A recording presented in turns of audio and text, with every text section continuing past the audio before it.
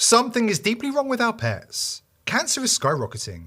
Autoimmune diseases are everywhere.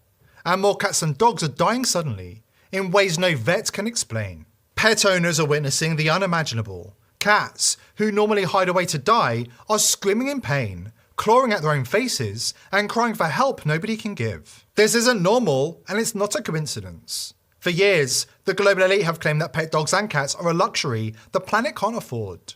That dogs and cats consume too much, eat too well, and leave too large a carbon footprint. The media were enlisted to push the propaganda. They suggested gently at first that maybe we should start letting go, but we didn't. So now, they've stopped asking. Buried in obscure veterinary studies, a darker strategy is underway. This isn't about messaging anymore, it's about biological control, a silent culling. And behind it, the same name that always seems to surface when depopulation is the goal, Bill Gates. Coming up, how routine pet vaccines are being used as delivery systems for experimental biotech. Patented compounds, mRNA formulas, not designed to protect, but to eliminate. We'll follow the money, the patents, and the players behind it all. Because if this plan succeeds, our pets won't just be in danger, they'll be gone. Potted with the cows, the pigs, and the chickens, claiming it was all in the name of sustainability. Then came the push to ban meat, ration dairy, and redefine what it means to eat. But just when we thought we'd seen the worst of the global elite's war on nature, they set their sights on something even closer to home. Our pets. Yes, you heard that right. Mainstream media outlets, almost in unison, began quietly dropping articles, expert opinions, and think pieces, urging us to reconsider pet ownership. CNN published an article on their website recently entitled, "Our Pets Are Part of the Climate Problem. These tips can help you minimize their carbon footprints." In the article, the liberal sadists at CNN argue that the meat-heavy diet of many household pets is causing global boiling. Responsible pet owners should trade in their best friend for a reptile to save the planet. Snakes, turtles, and reptiles can have a really low impact, CNN suggests. Your kitty cat and pooch, CNN explains, are going to have to eat bugs just like you, assuming the global elite allow you to keep them at all in the future. Bloomberg, another mouthpiece of the global elite, jumped on the bandwagon at the same time, urging pet owners to let their pets die to fight inflation. Hollywood celebrity Emma Thompson went even further, telling pet owners to eat their own pets to survive the so-called climate crisis. But the public didn't bite. Nobody was willing to give up their best friend just to lower a fictional carbon score. So now, the elites are done asking. Behind closed doors and buried in obscure veterinary studies, a chilling plan has emerged. It's not just about behavioural modification anymore, it's about biological warfare, a silent culling, as Dr. Judy Jasek explains. They're using mRNA technology in animal vaccines, and we know they're not testing this stuff. The test is same. It's the same as on the human side. Remember, veterinary medicine is just a branch of the same big pharmaceutical companies that are doing their shenanigans with people. It's the same in vet med, and probably worse because I think we even have less knowledge about what's going into these vaccines. But I do know, because I've seen ads, they're saying, they're coming out with mRNA technology. Well, at the same time, we're seeing the cancer rates go up in pets and in younger and younger pets. And I'm sure that's due to toxicity in the vaccine. So I'd say the level, the amount of disease and the severity of disease is definitely on the increase. And at the center of it all, a name we've heard before. A man who's already attempted to rewrite the human genetic code, re-engineer the global food supply, and redefine medicine as we know it. Bill Gates. This time, it's not only humanity that he's targeting, it's our pets. Funneling his money through Zoetis, a Pfizer subsidiary, Gates and his cronies, including Mark Zuckerberg, are stealth vaccinating the world's animals with mRNA, including our pet cats and dogs without our consent. Actually, there's a company, a subsidiary company of Pfizer. It's called Zoetis, Z-O-T-I-S. Do you know they've already mRNA injected 100 million wildlife in America? I guarantee you they're doing it to pets too. It's only mRNA technology, funded completely by Mark Zuckerberg and his wife's foundation. They've been doing it all over the country for the whole last year and a half. Zoetis is its name. It's a subsidiary of Pfizer. This is some real sugar, honey, iced tea. You ain't lying. You know what's interesting? When I learned about Zoetis and this sugar, honey, iced tea, because that's what it was to me. You know Yeah. who would know? Do you know who were the only people that knew that the wildlife, deer, for example, elk, for example, were actually being mRNA injected for COVID? It was all the hunters. Hunters, it was being published in hunters magazines. I'm not a hunter, but hunters were aware the whole time that this was actually being done and it was being published inside their literature. I had no idea. But when I discovered it, I was like, what? Why is no one talking about this? When I discovered it on Staten Island, Zuckerberg and his wife funded a research study. They went out and gathered up 100 white-tailed deer and then PCR tested them all for COVID and then injected them all with the mRNA vaccines from Pfizer with this company called Zoetis, and then went and did 100 million animals. 100 million doses have been administered at that point all throughout the country, and no one knew it, and no one's talked about it. Have you ever seen what happens to a cat after receiving the Pfizer mRNA vaccine? What you're about to see is deeply disturbing, but it's crucial to witness the reality. This isn't a mild reaction, it's sheer panic, shaking, disorientated, terrified, completely out of control. This is not normal, and it's not rare.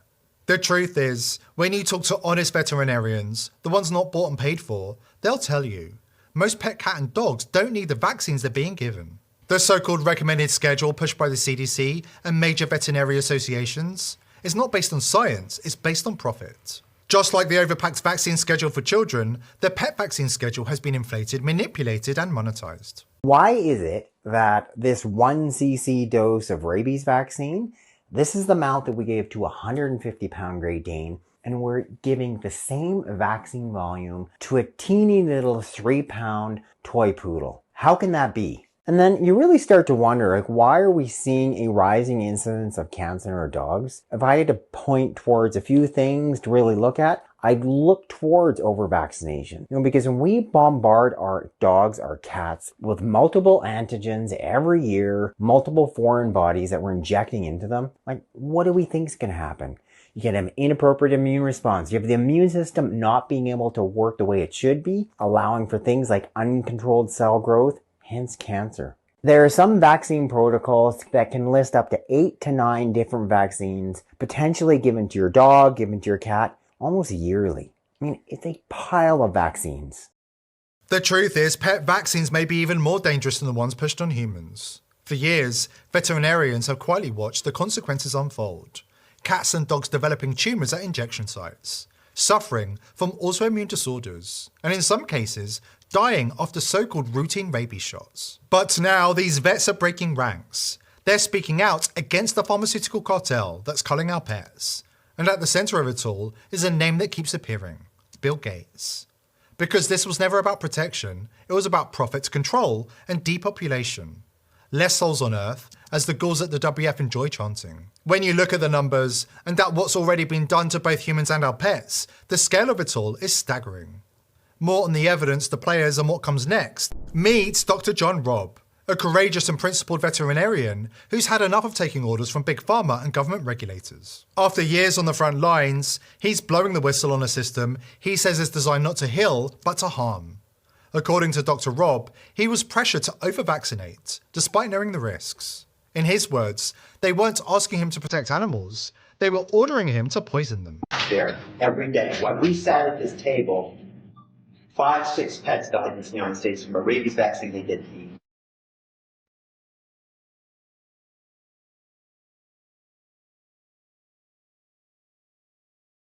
Anybody can walk in here, sit down, and say whatever they want. But I gave you science.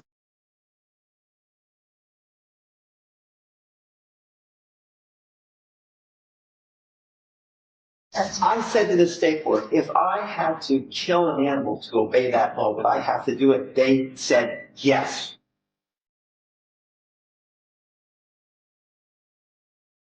One rabies vaccine is good for life.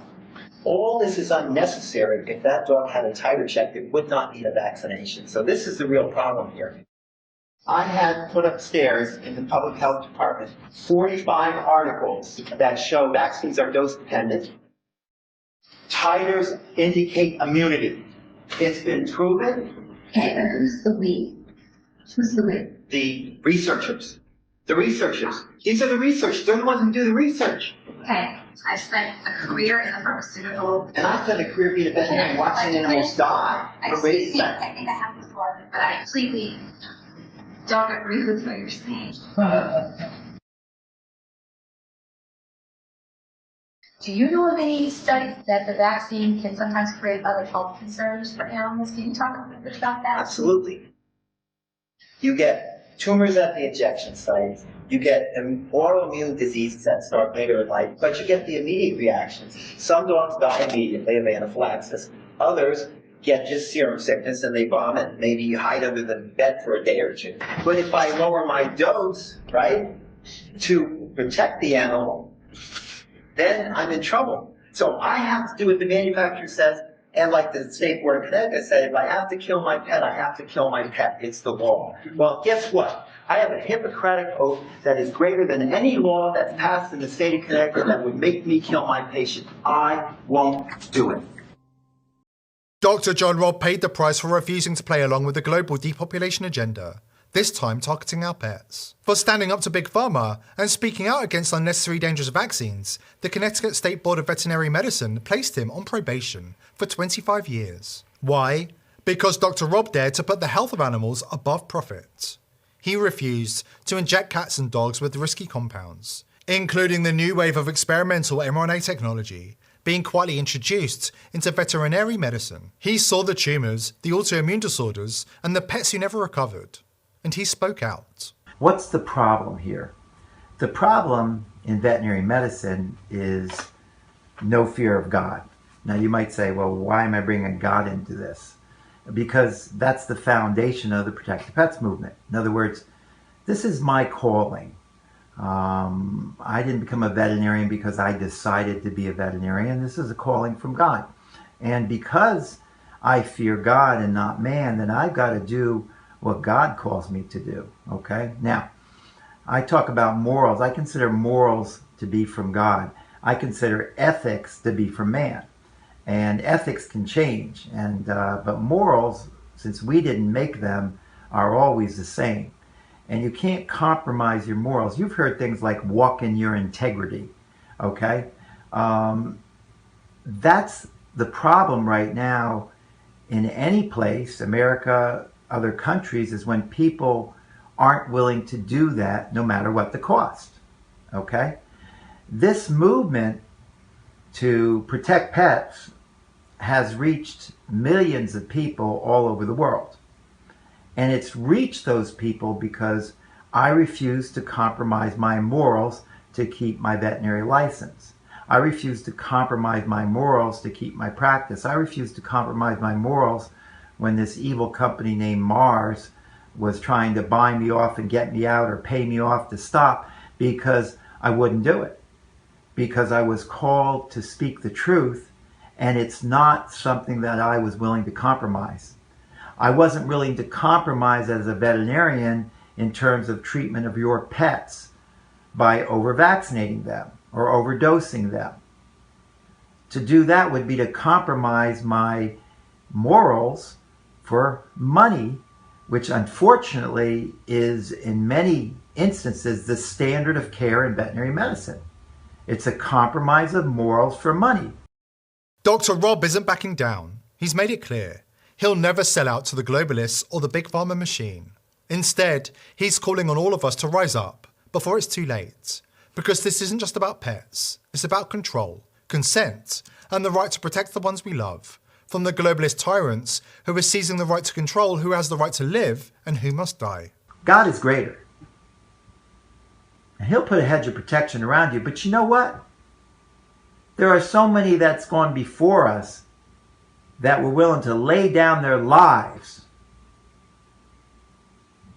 because they wouldn't compromise their morals, and sometimes they did. But those people spurred so many great movements in history where people took control again out of those who were immoral, walking without God, because they would stood up for their rights as individual human beings and the freedom that we have as human beings to make the right choices for us in our lives. And we know right now there's a lot going on in the other direction. Here are the people's voice. We're determined to continue exposing the crimes of the globalist elite